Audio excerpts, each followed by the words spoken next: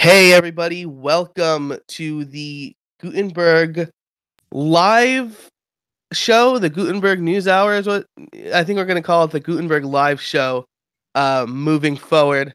Um, but today it's called the Gutenberg News Hour because we just decided on a new name like moments ago. I'm Joe Casabona and I'm here with my amazing co-host, Zach Gordon. Zach, how are you? I'm doing well, man. Excited to be here. Yeah, the news hour, the live show, still updates coming, and happy, man. You look good. How you doing? Thank you, sir. I'm feeling good. Zach and I were talking before um, we went live here that April was rough. I was sick a lot. I went to Disney World, and that was great. But whew, I'm glad it's May. Nice weather. I'm feeling a lot better. I'm being more productive. So how about you? How are things going? I know you like Feeling the East Coast over in the Mid-Atlantic. Had a little change here. Moved.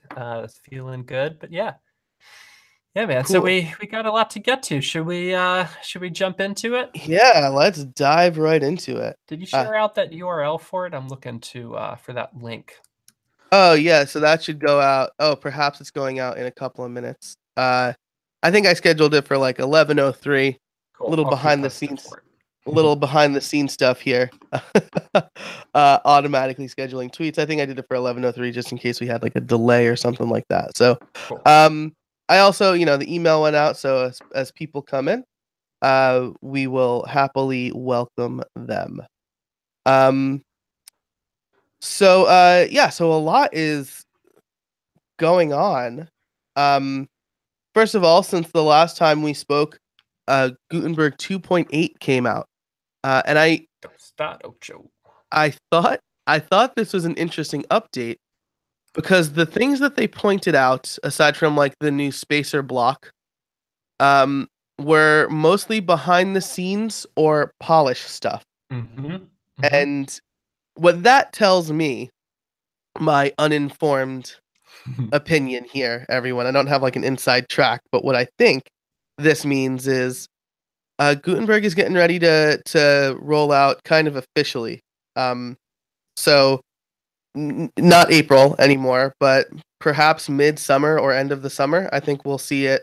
I think we'll see 5.0 drop because this was a buff and polish update, and I think we're going to see more of that. What's your take on that, Zach?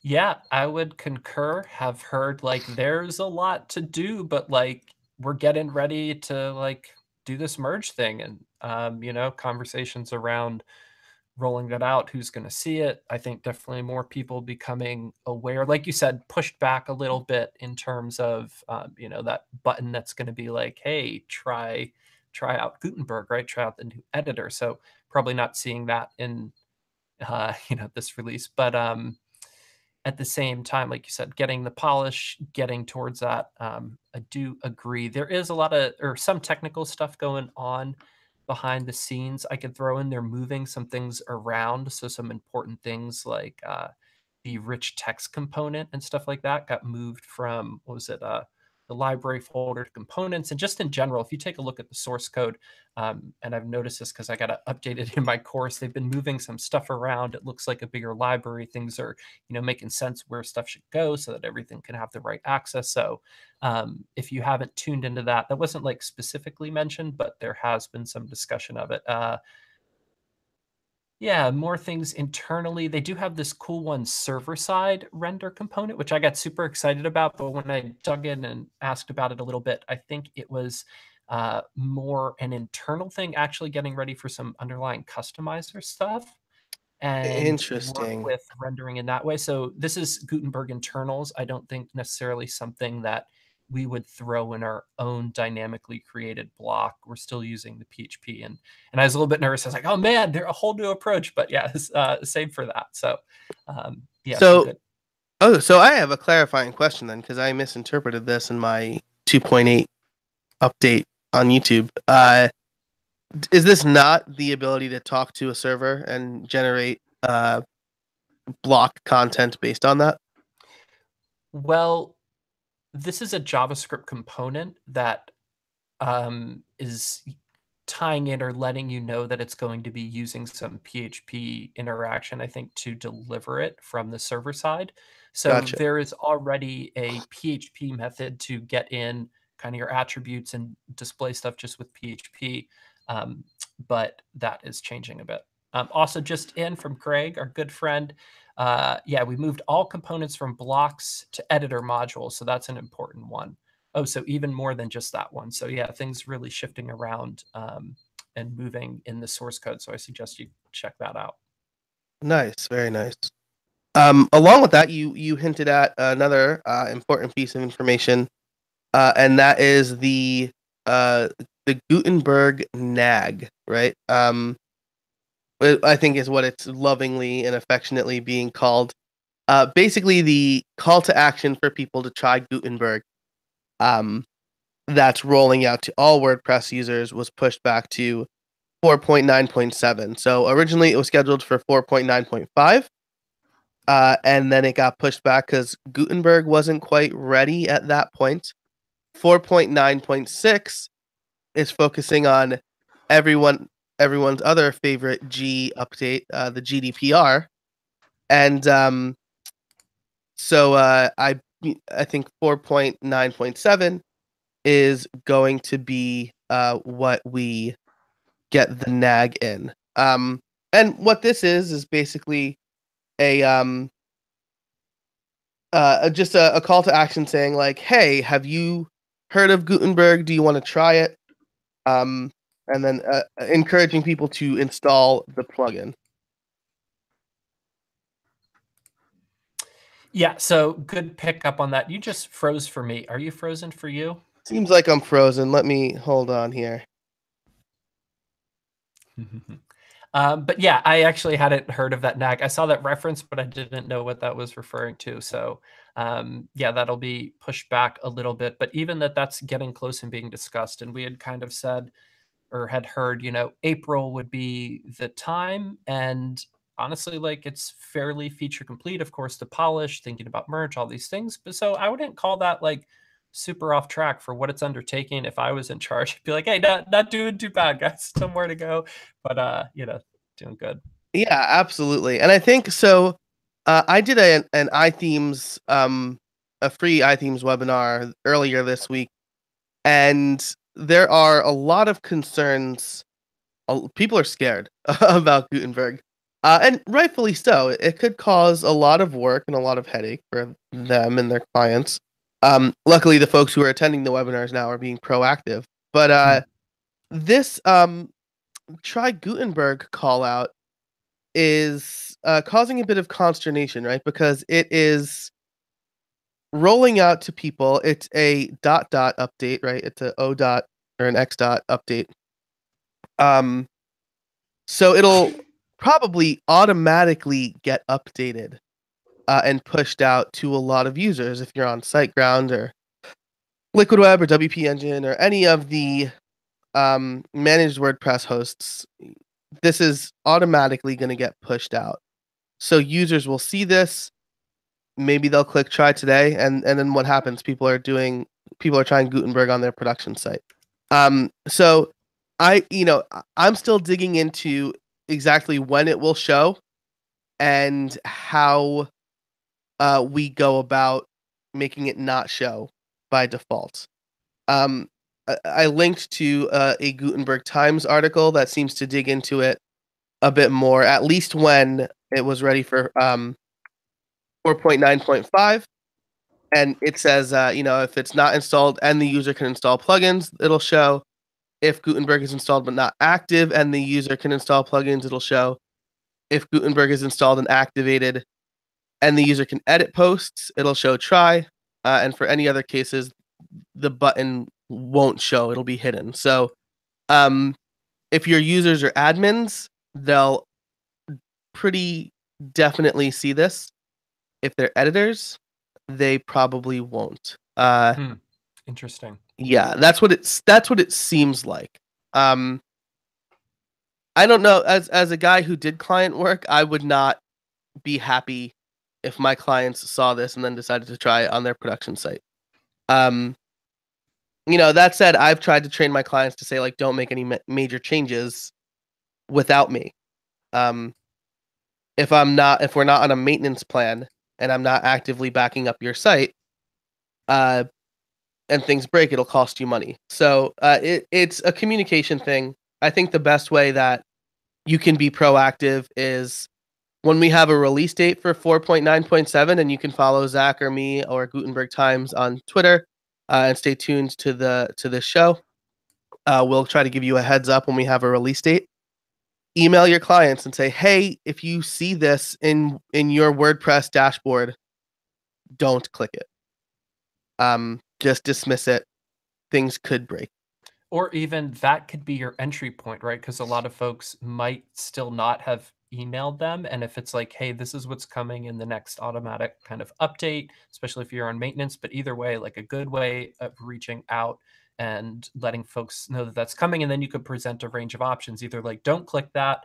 We've got this taken care of. Just wanted to give you a heads up. We'll prep for that. We'll talk about that later. Or um, do you want to click it? Go ahead and try this new thing, and it could be a potential pitch thing. It's funny. This has been happening around the same timing as GDPR. Um, PR, yeah.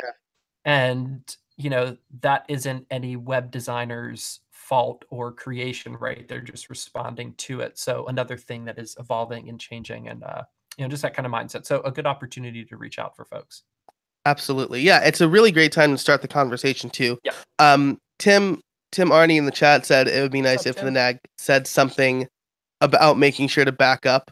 And that's the other thing that's a little bit ambiguous is we've seen a screenshot, but we don't know what the final language for it will be. So I know that there's been a few proposals. Hopefully, there will be some thought put into exactly what the language is, because yes, we want as many people to try Gutenberg as possible, but Well, we we need don't. a plugin developer to release a plugin that lets you just override it real simple or Yeah, something, or I automatically, like, so I believe there is already a plugin that does that. ha, But it was made around 4.9.5, so who knows what changes since then. still Um, funny. yeah, yeah, absolutely. Along those lines, it is a good time to start the conversation, and I'm just going to shamelessly plug something that I'm doing for iThemes on Tuesday, which is a paid workshop. It's a 3-hour long workshop called "Preparing Your Clients for Gutenberg." Oh, how timely. Yes, absolutely. So it's going to be 3 hours. I'm going to talk about what Gutenberg is, terminology, things to present to your clients. We'll identify different types of clients you might have, like clients with current work, former clients who you still sometimes maintain, and brand new people who possibly brand new to WordPress. And then we will upgrade a staging version of creatorcourses.com right there. I'm not doing a test run of this. Oh Uh dear. yeah, part of it is that I want like the raw footage. And I'm choosing Creator Courses because I'm using some big plugins in that. I'm using ACF, I'm using Mm, WooCommerce, I'm using Gravity Forms and LearnDash. So it'll be really interesting. cool. It's $47, so like Oh, it's a steal. yeah, and you'll get a workbook, you'll get email scripts, you'll get the slides, and you'll get discounts to at least my Gutenberg courses. Zach, I gotta talk to you later. We'll work something out. We'll talk about Discounts for something. everything. Yeah, exactly. So I mean, $47 is worth the price of admission. I think it'll be a lot of really good content, and of course, I've built in about a half hour of just questions and answers. So, just a little bit of a plug there. I've been thinking a lot about how to approach the topic of Gutenberg with clients, um, and you'll see the culmination of that in this workshop. Well, I love it, man. Good plug, everybody. Go out, support that. I'm gonna definitely try to tune in and check that out as well. Let's shift gears. Let's talk about some other folks who have been hopping on the GB scene and doing some releasing of their own with stuff. We've got Atomic Blocks with a new update you could talk about, and we got Co-Blocks coming out. Some cool folks continuing to do stuff. Gutenberg Themes. In fact, I've been trying to figure out what I'm going to do with my main site that I need updated. Not much on there, and I realized like, okay, perfect opportunity for Gutenberg. I could see how far I could customize layouts, and I think I might just go with one of these off the shelf, cool new Gutenberg themes or the starter theme. Who knows? So some cool stuff there. What did you throw in about atomic blocks? I know we've mentioned them, and that's Mike behind that, correct? Yeah, McAllister. Mike McAllister, working hard on a very nice Gutenberg ready theme and set of blocks. So I just wanted to point out that he released a new sharing icons block, which is really cool. Because it's not something that I've seen before that, but you can kind of style Nice. your social sharing blocks, put them right in the middle of a post or a page, and it looks really cool, very clean. So yeah, I just wanted to point that out. If you've been thinking about trying atomic blocks for the theme and the set of blocks it gives you, there's some new stuff that is worth trying out. So we'll drop. Oh, Zach dropped that link. So go ahead and check it out. It's free. Also, it's free. So I Also, mean, it's free, y'all, yeah, just like Gutenberg. yeah. Wait, So is Gutenberg costing anything? Do you have to pay like $1,000 to upgrade to it? yeah. Gutenberg's a DLC owned by EA. Um, no, Gutenberg's totally free. Cool. Just like this theme, and our information sessions, right? Totally free. So check it all out. I love it. Well, let me talk about CoBlocks real quick, which is actually already up. Let me grab the link here, throw it in. Already up on the repository. So Gutenberg friendly theme, CoBlocks. I'm trying to find the author's name. Rich, believe. Um, Yeah, I'll find that in a second, but just another theme, and I think he developed this a little while ago, but pretty cool checking out both of them. And you could do a lot of simplicity with Gutenberg styling, but like you'll see with these, like just putting attention into topography and balance and layout, like style guiding it, makes it go a long way and can shift it quite a bit. And you let the content speak for itself a little bit more. So it's kind of the style of these, but I really like them, and they're including, all working on different types of blocks to kind of enhance it and stuff that hasn't been done yet. So check that one out as well, CoBlocks. Yeah, absolutely. And I mean, just to that, I'm like not really a designer. I'm not a good designer, at least. But like typography and spacing, like those two things can go a long way. You can have like just a black and white website, and as long as like the typography and the spacing look good, you'll have a beautiful design. Like at Medium. I mean, Medium's a perfect example. Um, and so like having a theme like CoBlocks that gives that attention not just to standard HTML elements, but some of the extra markup that you get with the Gutenberg blocks it goes a long way. I mean, this could be a really good parent theme for your child themes. You have some base styles for Gutenberg blocks. Yep. So good work. That was Rich Tabor. Not sure there, but good work, folks. And hey, who knows? I think Mike even said might be down for coming on the show or chatting. So that would be cool. Yeah, well, if he didn't now, he did.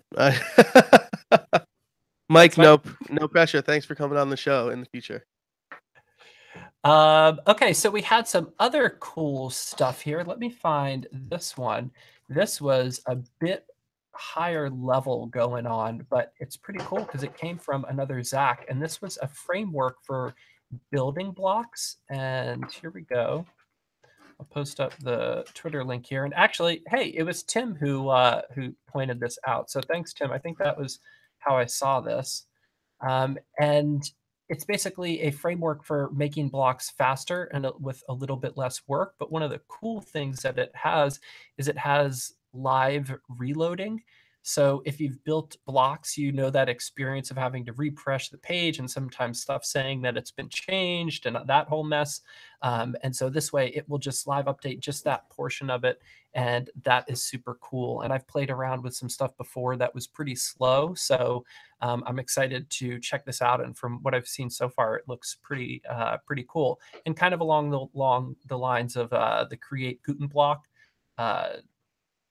one from Ahmad before. So I think that more people doing cool stuff, making stuff faster. Devs don't want to waste their time. Once you figure out Gutenberg, it is a lot of boilerplate copying and modifying just little pieces. So really cool to see these wrappers. Zach Silveira, potentially. But yeah, cool work, Zach. So happy to see this and hope folks go check it out. Tim, too, thanks for the drop on that news. Very cool. Very cool. Very cool. Let's see. So we've got this. We've got I don't know if there's any official word on something that we alluded to last time, which was the ramp for Gutenberg plugin that Automatic is developing. What we do know what we at least publicly know at this point is that it's a plugin that will allow you to kind of pick and choose what you want Gutenberg enabled for, and you can do it on the post type level, and you can do it just on the post ID level. So if you know that there's a post that you don't want Gutenberg to touch, add the ID, and then it'll load the classic editor. So it should make the transition process a little bit easier. Keep an eye out for more information on that, because I know a lot of things are going on. The dev team is working hard to make that as good as possible, as soon as possible. So keep an eye out for that, and we'll have more information on that within the coming weeks. Yep, definitely. And I think that this is going to be great. It's cool that it'll have kind of an interface, but also just that code base for folks to check out and extend for their sites. And, it might not have everything out of the box that you want, but you should be able to pop it open and extend it. So that's pretty cool. I like that. Yeah, I could see a situation where, people might want to, I don't know, do it based on category or a range of IDs or something like that. And who knows what people do with WordPress, man? People do crazy things. So much. So speaking of doing crazy things, we could do a little update on our crazy stint of trying to keep up with not just the Gutenberg users and not just the Gutenberg block development, but as we have dropped the Gutenberg theming as well. So on some levels, it's super great because it works out of the box. It's the editor. But on other levels, if you want cover images looking spectacular and there's some other stuff that you could be doing. And like we said, man, just some simple styling of how blocks appear. You could take them from the default to like, oh, that really looks good with your theme. And there's some good tips we have on that. So actually, that's coming super soon, a lot closer than when we last talked about it.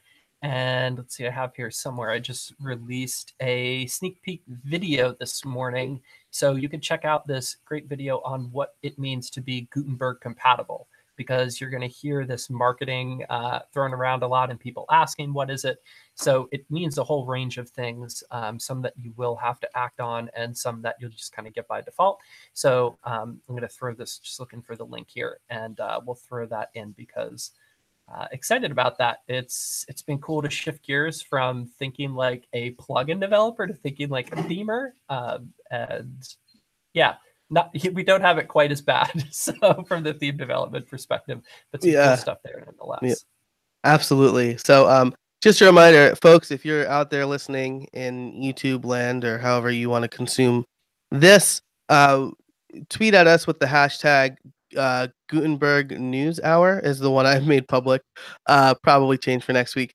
But if you have any questions or comments, you can use the hashtag Gutenberg News Hour, and we will make sure to see that and address it as soon as we can. So also, we're mentioning a lot of links. If you are not part of the live chat, don't worry. All of these links will be in the description for this video, and I believe you can set the chat to kind of play in real time along with the video as well. So if you are losing track of all the links, don't worry, they are documented for you. Just like Gutenberg, you don't have to learn it, just know where to click. Yeah, exactly. Awesome. So I was thinking we could try something a little new here. There are a ton of WordCamps, as everyone knows, and a ton of talks on Gutenberg related stuff. So just in the next 2 weeks before we have our next one, there's like 1, 2, 3, 4, 5, 6, 7, 8, 9, like at least 10 different ones spread out internationally. So I'm just going to like bulk copy a bunch of these in, and I would encourage you to go check them out. But I did start reading through these, and there are a ton of really interesting different types of talks. Oh, hold on, I can't copy and paste that directly. I'll do that in a moment. But there are a bunch coming up in different languages, Portuguese, Italian, Spanish, English. Um, Russian, it looks like, is Russian, St. Petersburg. probably. Yeah. Yeah, some other ones. Yeah, so uh, yeah, shout out to all people who are doing that. And if you are giving a talk or do one and want to share out your slides or video from that, or just like ping us and let us know, we'd love to help promote other folks that are out there doing a bunch of this stuff, writing tutorials, speaking on it. Taken our courses and going and presented them to other folks who won't see them. So all super cool circle there. So I'm going to just start pasting these links in, and I encourage you to see if any are around you and go check it out. And if not, just like definitely stay tuned for slides and videos and things like that. Yeah, absolutely. And along those same lines, there are a bunch of really great online events happening too, with Gutenberg. So I mentioned the two iThemes events, the one I did earlier this week, which you can get the recording for, and the one I'm doing next week, which you can register for still. Pantheon is also doing a Gutenberg webinar series. Busy. Yeah. So I have the privilege of kicking that off, but if you're sick of me, you can also see um, Tammy Lister, I believe, is talking about kind of the theming, designing, developing aspect. Oh no, I'm sorry, not Tammy Lister. Mel Choice. Mel Choice, the product designer over at Automatic, talking about how Gutenberg was designed and things like that. Josh Pollock of Caldera Forms will be talking about extending Gutenberg. Daniel Bachhuber will be talking about getting your sites ready for Gutenberg. And it wraps up with a friend of the show, Birgit Polly Hack, talking about keeping up with the ever evolving project, Gutenberg project. So this is the 5 weeks leading up to WordCamp US. Zach just dropped a link so you can sign up for all or not or one. You can pick and choose the events that you want to get reminders for. And the first one kicks off next week, May 15th at noon Eastern time, 9 Pacific. Very cool. Did you say 5 weeks or 5 months leading up to 5 WordCamp weeks. US or EU? Oh, did I say US? Sorry, I meant Yes. Europe. WordCamp Okay. Europe. Yeah. Nice. Yeah, and also shout out just to Gutenberg Times and all of those news channels and Twitter feeds, good ones to follow, like we recommend. Go check those out. Yeah. A lot of times we're getting our news from there. Like we are on that site for these events and course news, but I before, when I'm putting the show notes together for this, Gutenberg.news and GutenbergTimes.com are the first two places I go to see what's going on.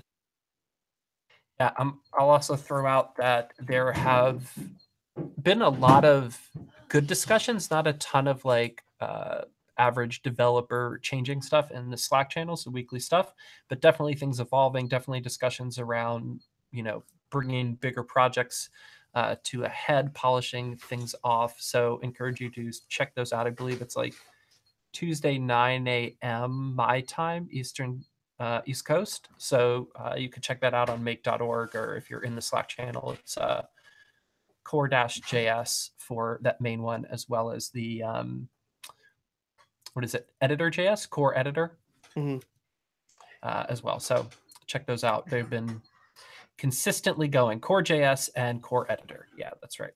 Awesome. Well, Zach, do you have any more news?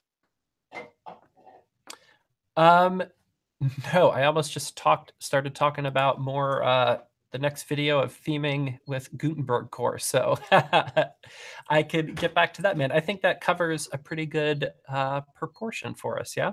Yeah, I think this looks good. Again, we'll publish everything that we talked about.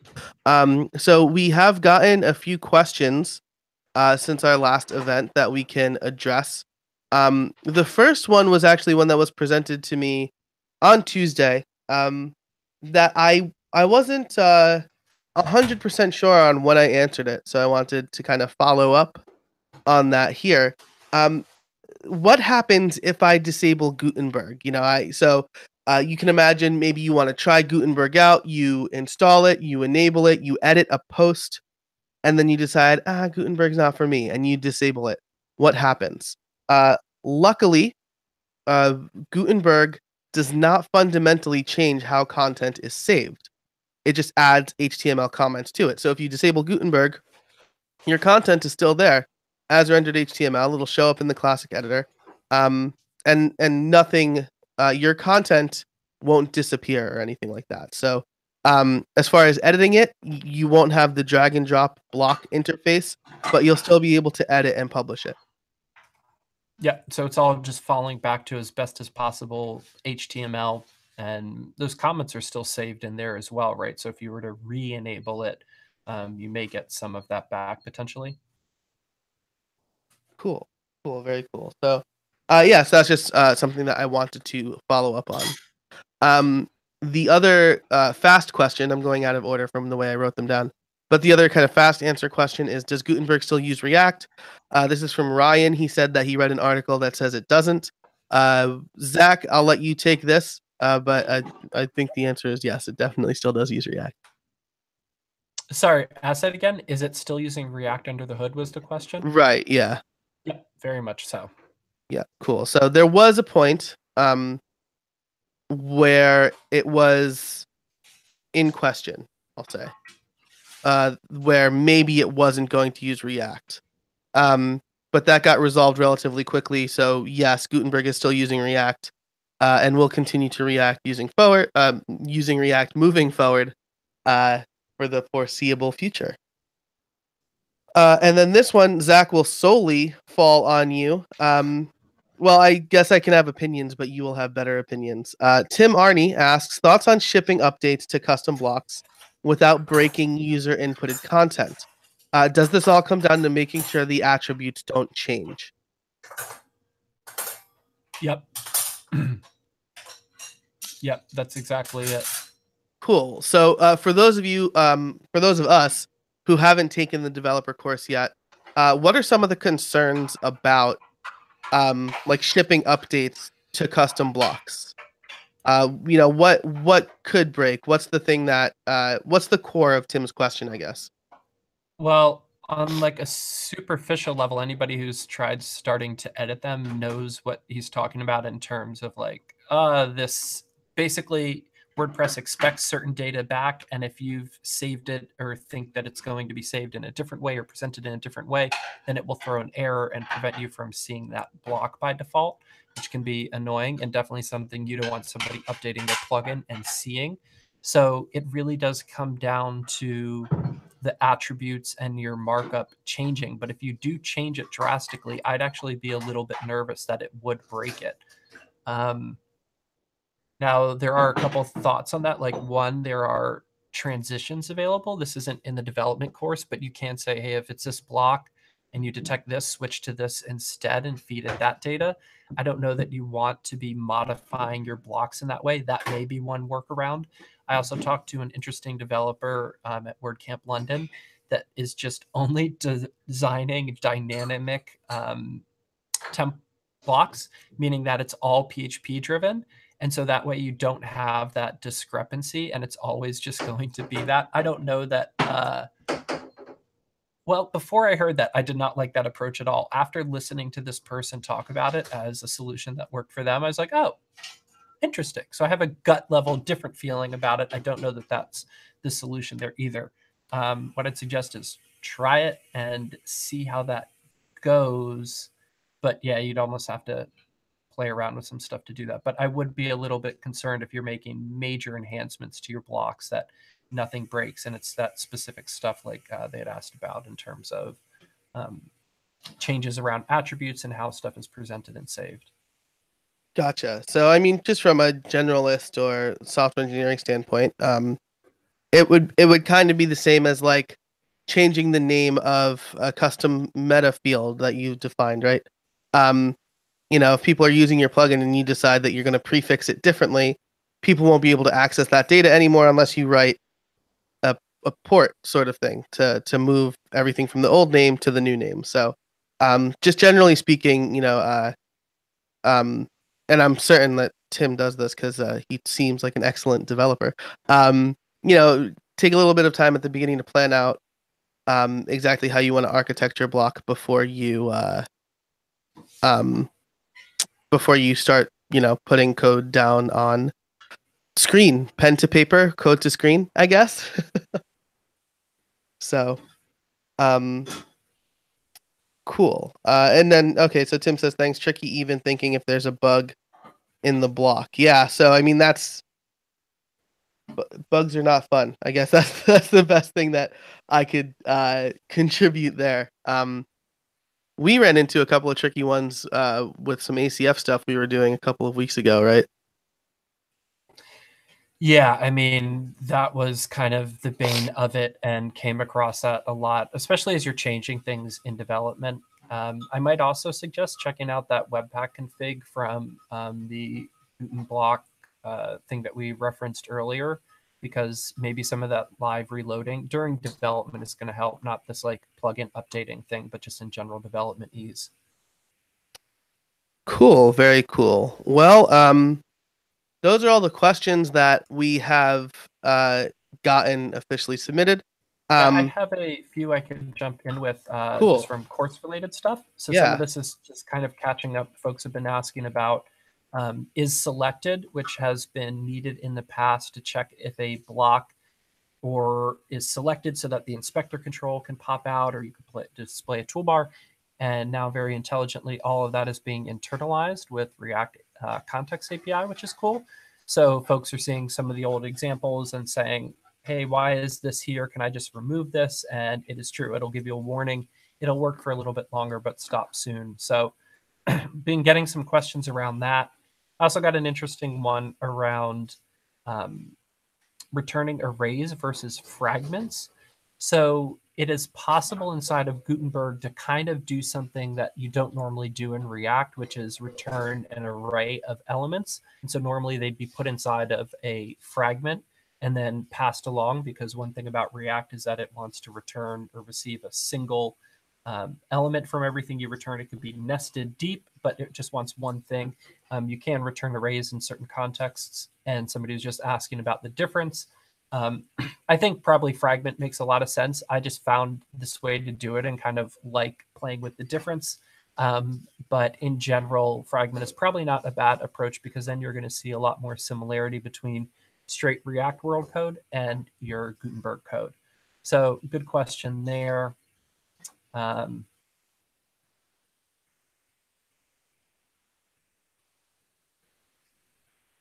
Just to jump in here, I continue to get the same questions about ACF, Divi, Visual Composer were the ones that came up a lot, or the ones that come up a lot. Um, I'll continue to reiterate, test and reach out to the plugin developers. They're going to be the ones who know best what their roadmap looks like for submitting Gutenberg, for supporting Gutenberg. Submit a support ticket or reach out to them via email, follow them on Twitter. The really proactive ones will have a blog post already at this point. And then there's probably a lot of like wait and see. We want to wait until Gutenberg is in a stable beta before we start messing with it. So, just if you're concerned, if your site relies on some plugin that you're worried will break with 5.0, reach out to the developer and let them know that. Now is the time. Now is the time. Yeah. Yeah, so that was some of the questions. I've gotten some other things around, attributes and JavaScript related questions. I am seeing a lot more folks sharing out that they're doing, revisiting that ES6 if they don't know it yet. They're getting comfy with React and Redux, starting to see some more folks sharing those kind of resources, especially the Redux, because that's in state. Right after theming's done, then we'll get to advanced stuff with that in WordPress, but folks are definitely getting prepared because the more you know those underlying technologies, the easier it is there. Yeah, definitely, definitely. So I know I have some ideas for an advanced Gutenberg user course, but that will have to wait until after the theming course, which we're moving the chains on. So last time we talked, it was an idea, and it is now halfway to fruition, we'll say. Yeah, yeah, yeah. From handshake to on the shelf, Yeah, absolutely. Awesome. Well, that's everything I have. Zach, do you have anything else that you want to share with the greater Gutenberg community? Greater WordPress community, I guess. No, I'll just throw in two things which are a little ways out. It might be after, depending on when you're watching, but WordCamp Europe, if you're going to make it out, there's going to be some pretty serious Gutenberg workshops going on. I think like 6 or 7 members of the core team are doing a workshop. And I'll Wow. be in the empty room next to it doing an advanced Gutenberg workshop and asking somebody to record the other one on a phone so I can go back and watch it. But that's going to be really exciting. So looking forward to hearing a lot of discussion around that. That's just like a month away now. And also about a month away is the JavaScript for WordPress conference. So another free online event, all JavaScript focused. There will be some advanced Gutenberg stuff that you haven't really seen in any courses or too many tutorials yet. So some cool GraphQL integrations and some advanced state stuff. So that's exciting. Looking forward to that. I Oh think man. that's probably the last of it, the relevant things coming up down the next couple weeks. So Yeah. Wow, that sounds great. Well, I have plugged my upcoming events. I guess if you're in the Lehigh Valley, area, maybe northeastern to southeastern Pennsylvania, I'll be speaking at the WordPress meetup there next Thursday, May 18th. May 17th, sorry. So, if you want to come out and say hello, you can do that as well. And that's what we've got for the Gutenberg live show. Thanks to everybody for watching. Thanks, Zach, for joining me as always on this. Joining us. I mean, we're co-hosts, so I guess I don't have to thank you for joining me. Just thank you for being you. If you want to learn more about Gutenberg and you haven't taken our courses yet, do that. Go to gutenberg.courses and say hello, register for our course. If you scour the internet, there are probably a dozen or so different discount codes that you can use for either one of our courses. So nothing that's blatantly out there listed, but definitely stuff floating around if you do a little bit of legwork. But you know what? I think our courses are worth the full price anyway. So even if you can't find a discount code, you're still getting your money's worth. So again, that's over at gutenberg.courses. Thanks everybody for joining me. Zach, I'll see you next time. hey man, look forward to it. Follow me, Z Gordon, on Twitter, and we'll see you in 2 weeks' time. All right. Bye everybody.